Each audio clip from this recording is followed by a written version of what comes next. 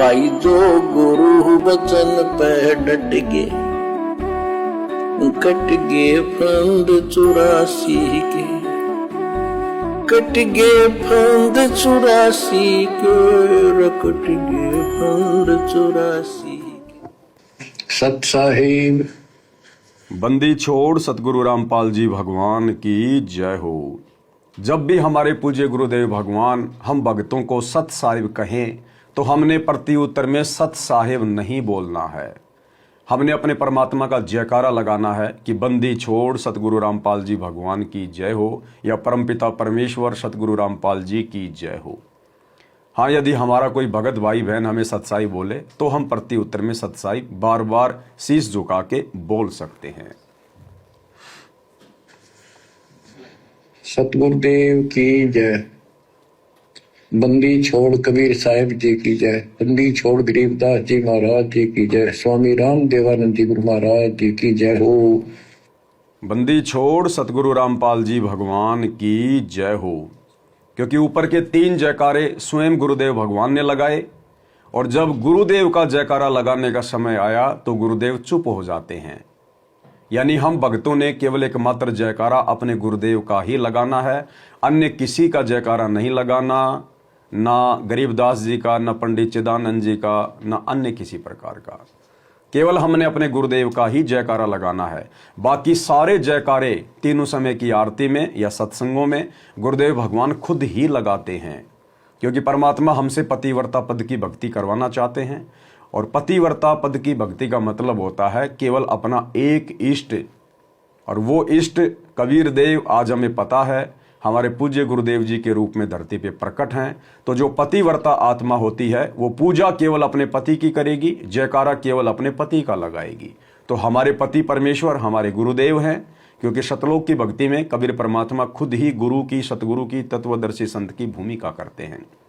तो हमने केवल अपने गुरुदेव का ही जयकारा लगाना है और दंडवत भी एकमात्र हमने अपने गुरुदेव को ही करना है। अन्य गरीबदास जी को, पंडित चिदानंद जी को, दादा गुरु जी को, किसी को दंडवत प्रणाम नहीं करना भूल कर भी। ना हमने अपने घर पर दरबार में अपने गुरु के अलावा अन्य किसी की फोटो रखनी है, ना परिवार के किसी सदस्य की, ना गरीबदास जी की, ना दादा गुरु जी की, ना पंडित चिदानंद जी की, किसी की नहीं। इसी को कहते हैं पतिव्रता पद की भक्ति। सर्व संतों की जय, सर्व भक्तों की जय, धर्मी पुरुषों की जय।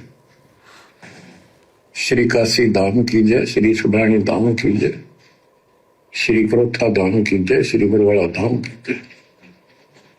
सत साहिब। कबीर दंडवतम गोविंद गुरु, बंदो अविजन सोए, पहले वहे प्रणाम तिन्हु, नमो जो आगे हो। कबीर दंडवतम गोविंद गुरु, बंधु अविजन सोए, पहले बहे प्रणाम तिन, नमो जो आगे होए। यानी भगत ने एकमात्र दंडवत प्रणाम केवल अपने गोविंद गुरु को करना है। गोविंद गुरु का मतलब गुरु भगवान, नमो जो आगे होए। और बाकी जितने भी महापुरुष हैं केवल हमने नमस्कार करना है आदर सत्कार के साथ, केवल गर्दन झुका के नमस्कार करना है।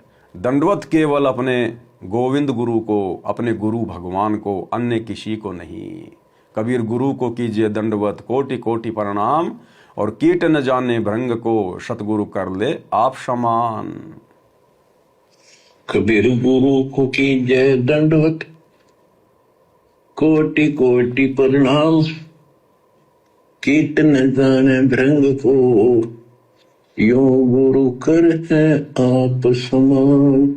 यदि हम अपने पूज्य गुरुदेव जी की रजा में चलेंगे, उनकी मर्यादा में चलेंगे, गुरु को परमात्मा मान के चलेंगे, तो कब और कैसे परमात्मा भगत को अपने रंग में रंग लेगा, अपने जैसा बना लेगा। जैसी भूमिका परमात्मा स्वयं गुरु के पद पर होते हुए भी एक भगत की भूमिका निभा रहे हैं। यानी 17 फरवरी 1988 को सतगुरु रामपाल जी परमेश्वर स्वयं कबीर परमात्मा होते हुए भी आप और हमें भक्ति का पाठ पढ़ाने के लिए, आप और हम एक सच्चे, एक योग्य भगत की भूमिका निभाकर दिखाने के लिए उन्होंने स्वयं भी एक सच्चे भगत की भूमिका निभाई। तो यदि हम अपने गुरुदेव भगवान की भगत वाली भूमिका को देखकर कि भगत के अपने गुरु के प्रति कैसे भाव होने चाहिए, गुरु को क्या मानना चाहिए। आज आप और हम सबको पता है कि हमारे जो दादा गुरुदेव थे आदरणीय रामदेवानंद जी, वो आप और हमारी तरह एक जीव थे, एक आत्मा थी। और सतगुरु रामपाल जी स्वयं कबीर भगवान है। इन्होंने 650 साल पहले की तरह लीला करके केवल आदरणीय रामदेवानंद जी को 17 फरवरी 1988 को अपना मुंह बोला गुरु धारण किया था। और एक आत्मा को गुरुदेव भगवान सतगुरु कह रहे हैं, बंदी छोड़ कह रहे हैं, परमात्मा कह रहे हैं अपने गुरु जी को। जबकि हमें पता है कि दादा गुरु जी परमात्मा नहीं थे, पूर्ण सतगुरु नहीं थे।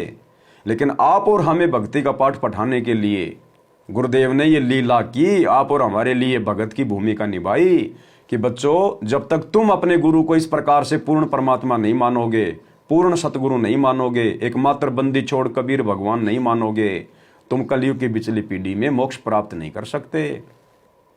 तो हमारे गुरुदेव तो हैं ही परमात्मा, हैं ही पूर्ण सतगुरु, हैं ही बंदी छोड़। इनके अलावा तो और कोई समर्थ शक्ति है ही नहीं। गरीब ऐसा सतगुरु हम मिल्या, बेपरवाह अबंध, परम हंस पूर्ण पुरुष, रोम रोम रविचंद। और सतगुरु पूर्ण ब्रह्म है, सतगुरु आप अलेख, सतगुरु रमता राम है, या में मीन न मेख। और एक भगत के लिए गुरुदेव का यही आदेश है कि गुरु को पूर्ण ब्रह्म कर जाने और भाव कभू नहीं आने, कि अपने गुरु को पूर्ण परमात्मा मानकर चलना, इसके अलावा मन में कोई भाव भी ना आ जाए। यानी अपने गुरु के अलावा शौपन में भी आज यदि हमने किसी को परमात्मा की दृष्टि से देख लिया, मान लिया, हमारी भक्ति नष्ट हो जाएगी। जैसे आज हमारे ही गुरु भाई बहन जो सतलोक आश्रमों से जुड़े हुए हैं, वे अपने गुरु के अलावा एक दाढ़ी मूछ वाली कबीर जी की समझे जाने वाली नकली काल्पनिक फोटो को परमात्मा मान रहे हैं, भगवान मान रहे हैं, कबीर मान रहे हैं। और जून के महीने में उस नकली दाढ़ी मूछ वाली फोटो का कबीर प्रकट दिवस मना रहे हैं। तो ये भक्ति मार्ग में सबसे बड़ी गलती है। भगत कभी भी मोक्ष प्राप्त नहीं कर पाएगा। 650 साल पहले हम क्यों रह गए? हमें यही भगवान मिला, यही ज्ञान मिला, यही नाम मिले, फिर हम क्यों रह गए? क्योंकि हम कबीर जी को जो उस समय गुरु रूप में आए हुए थे, हमने उनके अलावा ब्रह्मा विष्णु महेश को गोविंद माना, परमात्मा माना, भगवान माना, अपने गुरु को भगवान नहीं माना। तो ये गलती भाई और बहनों वर्तमान की पिछली पीढ़ी में हम शौपन में भी नहीं कर सकते। हमें अपने गुरुदेव के अलावा परमात्मा के रूप में अन्य कोई दिखाई भी नहीं देना चाहिए, बिल्कुल भी। कबीर सतगुरु के उपदेश का सुनिया एक विचार, जय सतगुरु मिलते नहीं, जाते नरक द्वार। नरक द्वार में दूत सब करते खेचातान, उनसे कभू नहीं छूटता, फिरता चारों खाने।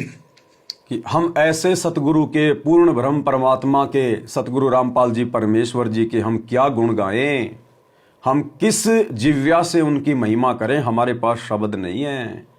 जिस परमेश्वर ने हमें उपदेश देकर, शत भक्ति देकर, अपनी शरण में लेकर हमारे करोड़ों पाप कर्म भस्म कर दिए, उनका सत्यानाश कर दिया, हमें 84 लाख प्रकार की योनियों में जो महाकष्ट भोगने होते हैं, परमात्मा ने हमें वहां से बचा लिया। और इस लोक में जो हम दर दर की ठोकर खाने वाले थे, दाने दाने के भिखारी थे, परमात्मा ने भक्ति देकर सर्व सुख दे दिए। घर में आम का पेड़ लगा दिया परमात्मा ने। हमारे गुरुदेव स्वयं कामधेनु है, काम वृक्ष है। हमें हर प्रकार से परमात्मा ने सहयोग दिया, मदद दी, और आजीवन देते रहेंगे जब तक हम मर्यादा में रह के भक्ति करते रहेंगे। तो ऐसे गुरुदेव भगवान के, ऐसे पूर्ण परमात्मा के भला हम क्या गुण गाएं? दिन रात भी कम हो जाने चाहिए। गरीब 7 समुद्र की मसीह करूं, लेखनी करूं बन राय, और धरती का कागद करूं, पर गुरु गुण लिखा न जाए। तो हमने तो अपने गुरु जी के प्रति ही समर्पित रहना है। कबीर चार खानी में भरमता, कबहू न लगता पार, सो फेरा सब मिट गया, मेरे सतगुरु के उपकार। जय जय सतगुरु मेरे की, जय जय सतगुरु मेरे की सदा साहिबी सुख से वसियो अमरपुरी के डेरे की जय जय सतगुरु मेरे की जय जय सतगुरु मेरे की सदा साहिबी सुख से वसियो सतलोक के डेरे। एकमात्र जय जयकार केवल अपने गुरुदेव भगवान की, अपने सतगुरुदेव भगवान की। ये जय जयकार भाई और बहनों आप और हमने बोलनी है। इतनी महिमा गुरु की आप और हमने करनी है।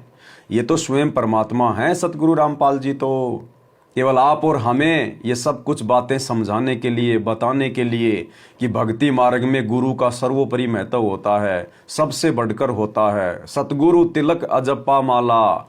सतगुरु तिलक यानी जैसे हम लोग पहले ये तिलक निकाला करते थे तो जो तिलक होता था सबसे ऊपर होता था यहाँ पर। तो कहते हैं सतगुरु तिलक, अपने सतगुरु को अपने शीश पे रखियो यानी उनकी आज्ञा में चलियो। और सबसे ज्यादा महत्व, सबसे बड़ी महत्वता केवल अपने सतगुरुदेव भगवान को देनी चाहिए, क्योंकि सतगुरु स्वयं सत्य पुरुष हैं, कबीर परमात्मा हैं। जो गुरु बचन पे डट गे कट गे फंद 84 के, कट गे फंद 84 के, कट गे फंद 84 के। भाई जो गुरु बचन पे डट गे कट गे फंद 84 के, कट गे फंद 84 के, कट गे फंद 84 के। भाई जो गुरु बचन पे डट गे